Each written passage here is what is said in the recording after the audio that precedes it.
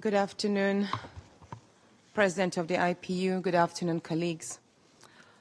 I come with a heavy heart from Nigeria, but first I'd like to apologize to Honorable Kafila Ogbara.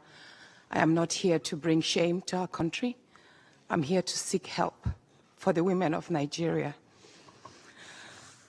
Again, my name is Senator Natasha Vows. 5 days ago, on the 6th of March 2025, I was suspended. As a senator, I was suspended illegally because I submitted a petition of sexual harassment against the President of the Nigerian Senate, Senator Godswill Akpabio. I thought that by submitting the petition, he would recuse himself, and both of us will submit ourselves to the Committee on Ethics, Privileges and Public Petition for a fair and transparent investigation. But unfortunately, I was silenced and I was suspended. I was suspended for 6 months, amongst many other stringent conditions, such as taking away my security, taking away all the officials, vehicles, and other items that were handed over to me as a senator. My salaries will be cut off. I must not appear anywhere near the National Assembly. And for 6 months, I'm not to introduce myself or present myself as a senator locally in Nigeria or internationally. That means I'm here illegally. But I had no other place to go but to come here and speak to you women. Because this is a bigger picture.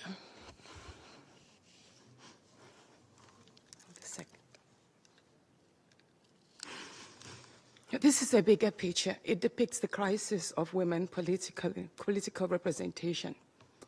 My suspension is not just about me. It's about the systemic exclusion of women from political leadership in Nigeria. Women make up 3.6% of political offices, and in the Senate, it's just 2.8. We have 109 men, and only 4 of us are women. So right now, it's 108 with only 3 women. This is a clear case of political victimization, punishment for speaking out against impunity, corruption, and gender-based violence. The United Nations Declaration 48/104 declares sexual harassment as a form of gender violence. The Senate's actions are an assault on democracy. I was elected by my constituents to represent them. Yet a few powerful men have unilaterally decided to silence their voices by suspending me for 6 months. My call for an open and transparent investigation into harassment allegations have been met with hostility instead of accountability. If a female senator can be treated this way in the full view of the world, imagine what ordinary Nigerian women will go through every day in workplaces, in universities, and other aspects of our society. A culture of harassment and silencing must end. And this is not just a Nigerian issue.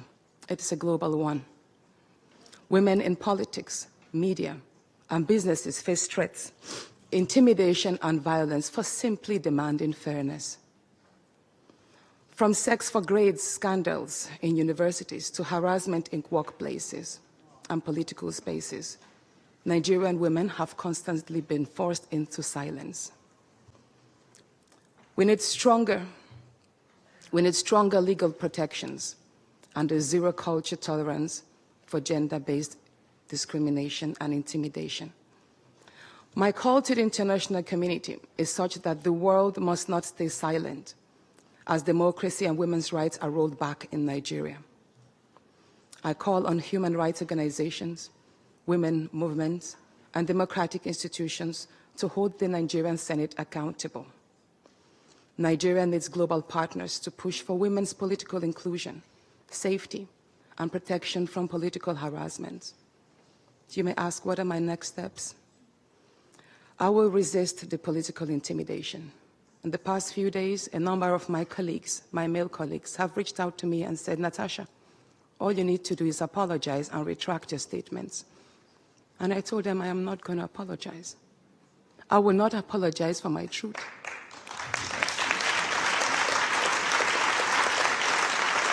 Thank you. Thank you.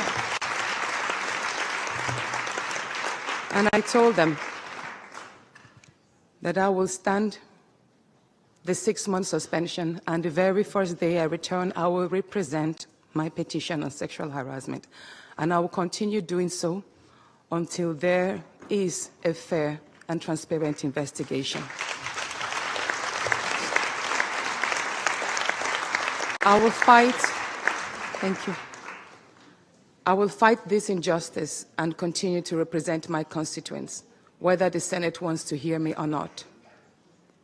I will work with women's groups, civil society, and legal teams to ensure that this unconstitutional suspension is quashed. This is bigger than me. This is about ensuring that no other woman in politics or public office will ever be silenced again. Thank you so much.